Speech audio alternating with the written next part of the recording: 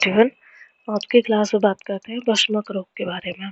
बहुत ज़्यादा detail description इसका है नहीं, लेकिन हो सकता है इसके मॉडर्न कोरिलेशन के साथ आपसे ये क्वेश्चन एग्जाम में पूछ लिया जाए।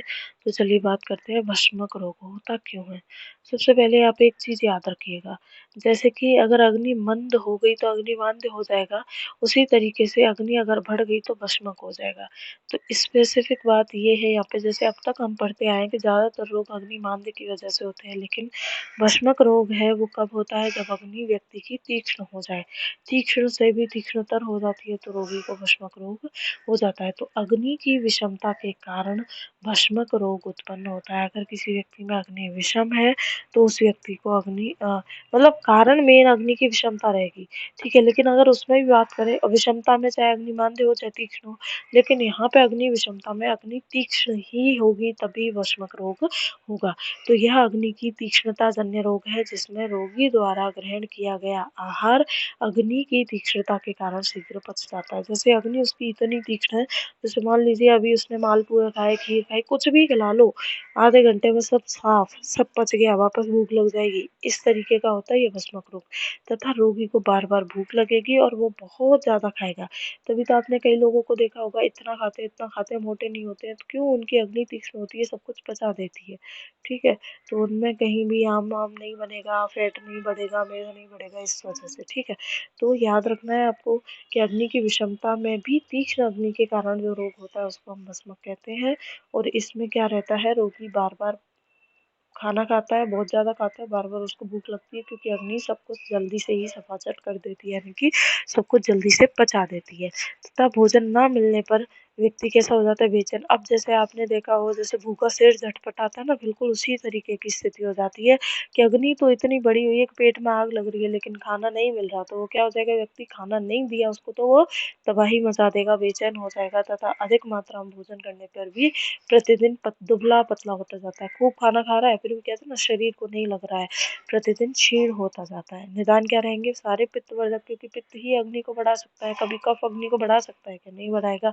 या फिर वायु में इतनी दम है, जैसे आपने देखा हो कि कहीं थोड़ी सी आग जली है और वहाँ हवा का तेज झोंका है तो आग और फैल जाती है ना। तो वात और पित्त ही है जो अग्नि को बढ़ा सकते हैं। कफ अग्नि को कभी नहीं बढ़ाएगा, कभी नहीं बढ़ा सकता, किसी भी कंडीशन में नहीं बढ़ा सकता। हमेशा अग्नि के बढ़ने के लिए कफ का तो कम होना ही जरूरी है। कफ जब कम रहेगा, कफ की क्षय की स्थिति होगी, तभी अग्नि बढ़ सकती है, तभी पित्त बढ़ सकता है, वरना कोई सवाल ही पैदा नहीं होता।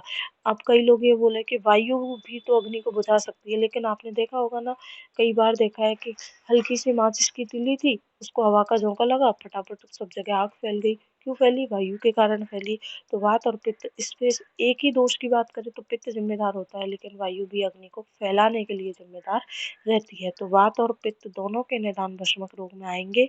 तो उष्ण तीक्ष्ण विदाही पदार्थों का जो व्यक्ति सेवन करता है, रुक्षण का सेवन करता है, रात्रि में जागरण करता है, अतिश्रम करता है, या वात पित्तवर्धक निदानों का सेवन करता है। और जिन व्यक्तियों के लिए, देखो मैं बात कर चुकी हूँ, कफ कम रहेगा तभी शरीर में अग्नि बढ़ी हुई रहेगी। फिर देखे संप्राप्ति, तो निदान का अति सेवन किया, जिससे ऐसे निदान का सेवन किया जिससे शरीर में कफ का तो क्षय हो गया, पित्त का प्रकोप हो गया। तो प्रकोपित पित्त वात के साथ मिलकर के अग्नि के साथ जाकर के अग्नि को और बल देगा। आग, हल्की हल्की आग, जैसे आपने देखा हो कहीं आपने कोयले जलते देखे हो, जैसे अभी सर्दियाँ आगे आ रही हैं तो हम आग जलाते हैं, कोयले जलाते हैं, तो उनको हल्का हल्का पंखे से हवा करते रहते हैं ना, जिससे कोयलों में आग धधकती रहे। बिल्कुल उसी तरीके की स्थिति होती है कि कोयले में आग तो है, ऊपर से तुम हल्की हल्की हवा करोगे तो वो और अच्छा जलेंगे।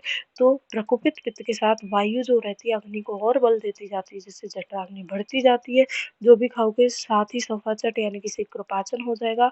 खाना नहीं मिला तो धातुओं का पाचन शुरू हो जाएगा, और इसे ही हम क्या कहते हैं, वशमक रोग कहते हैं। क्लियर बात? उसके बाद आता है लक्षण क्या आएंगे, सारे पित्तवर्धक मिलेंगे और खाना शरीर में बच ही नहीं रहा, एब्जॉर्प्शन ही नहीं हो पा रहा। तुरंत डाइजेशन हो जाता है, एब्जॉर्प्शन हो नहीं पा रहा तो बल की कमी मिलेगी। तो तृष्णा, दाह, मूर्छा, भूख बढ़ी हुई मिलेगी, भार में कमी मिलेगी, बल्कि क्योंकि अग्नि बढ़ जाती है तो वो शरीर में जो भी स्टोर है, फैट है या फिर प्रोटीन है, उसका डाइजेशन शुरू कर देती है। अगर खाना नहीं खाओगे तो भार की कमी ही मिलेगी इसके अंदर, ठीक है। तो चिकित्सा सिद्धांत क्या रहता है कि जिस प्रकार बड़ी अग्नि को शांति के लिए जल के द्वारा शीघ्र बढ़ी बढ़ी हुई अग्नि को जल के द्वारा शांत किया जाता है, उसी प्रकार अग्नि के अत्यंत तीव्र हो जाने पर आपको कफवर्धक भोजन देना है, क्योंकि मैंने आपको पहले ही बोला कि जहाँ कफ बढ़ा रहेगा वहाँ अग्नि कभी नहीं बढ़ेगी। तो आपको कफवर्धक आहार देना है। गुरु स्निग्ध शीतल अन्नपान का प्रयोग करा के इसको जल्दी से जल्दी शांत करना है। अब अग्नि बहुत ज़्यादा बढ़ी है तो आप इतना हैवी खाना खा लो ना कि वो सारे दिन उसी में ही बिजी रहे उसका डाइजेशन करने में। तो गुरु स्निग्ध अन्न से अजीर्ण होने पर भी अ, अब जैसे कोई व्यक्ति है उसको गुरु स्निग्ध भोजन पचता नहीं है, भले ही उसको अजीर्ण रहे आप तो खिलाते जाओ, क्योंकि पहले हमारा मकसद है उसकी अग्नि को शांत करना, क्योंकि अग्नि शांत नहीं हुई तो बेचारे धातुओं को पचा देगी और व्यक्ति सलट जाएगा। तो हमारा मेन मकसद क्या है, अग्नि को शांत करना। चाहे उसके लिए हमें इतना भी गुरु स्निग्ध भोजन देना पड़े कि उस व्यक्ति को अजीर्ण हो जाए तो दीजिए, रोकिए मत, दीजिए, लेकिन उसकी अग्नि को शांत कीजिए। केवल घृत का पान तभी कराना है भूख लगे, है ना। स्थिर जल में रहने वाले, क्योंकि स्थिर जल में जो प्राणी रहेंगे उनका कफ बहुत ज़्यादा बढ़ा रहेगा तो वो अग्नि को शांत करने में ज़्यादा अच्छा काम करेगा। मोम व घृत शीतल जल में मिला के पिलाना है। और जो आहार द्रव्य मधुर हो, कफवर्धक हो, मेदोवर्धक हो, उनका सेवन कराना चाहिए और दिन में सुलाना चाहिए जिससे कफ बढ़े। ठीक है। संक्रमण में आप अपामार्ग चूर्ण, क्योंकि अपामार्ग बेस्ट होता है। कभी आपने देखा हो ना, जो व्यक्ति बहुत ज़्यादा भूखे रहते हैं और कम खाना खाते हैं तो उनको एक ही साथ अपामार्ग की खिचड़ी खिला देते हैं, क्योंकि अपामार्ग जो है वो भूख नहीं लगने देता, बहुत देर में इसका पाचन होता है। तो अपामार्ग चूर्ण दे दीजिए। ठीक है। और अपामार्ग तंडुल पायस यानी कि अपामार्ग की खिचड़ी दे सकते हैं आप अपामार्ग के बीजों से, जैसे आपने अपामार्ग तंडुली अध्याय में पढ़ी भी होगी, है ना। लक्षय चूर्ण दे सकते हो, स्त्री का दुग्ध दे सकते हो और उसमें गूलर की छाल मिलाकर के खीर बना सकते हो। और विदारी कंदादी घृत का प्रयोग कर सकते हैं। जो हैवी हैवी चीज़ें उनका हमें यहाँ पे प्रयोग करना है। उसके बाद आता है अन्न द्रव शूल का का लास्ट मॉडर्न टॉपिक है एसिड पेप्टिक अल्सर, जिसमें ड्यूडेनल और गैस्ट्रिक अल्सर के बारे में हम पढ़ते हैं। तो अक्रोन, ये देखो आपने सर्जरी में भी पढ़ा होगा, वहीं से पढ़िएगा, वहाँ ज़्यादा डिटेल पाएंगे। तो a chronic ulcer in the gastric and duodenal mucosa due to impairment of normal mucosa defense by aggressive luminal factors like acid and pepsin। देखिए स्टमक में एसिड प्रेजेंट होता है, एसीएल प्रेजेंट होता है, ठीक है। और ये अगर स्टमक में म्यूकोसा की कवरिंग ना हो तो ये एसीएल तो म्यूकोसा को जल्दी खत्म कर देगा, उसमें घाव कर देगा, अल्सर बना देगा।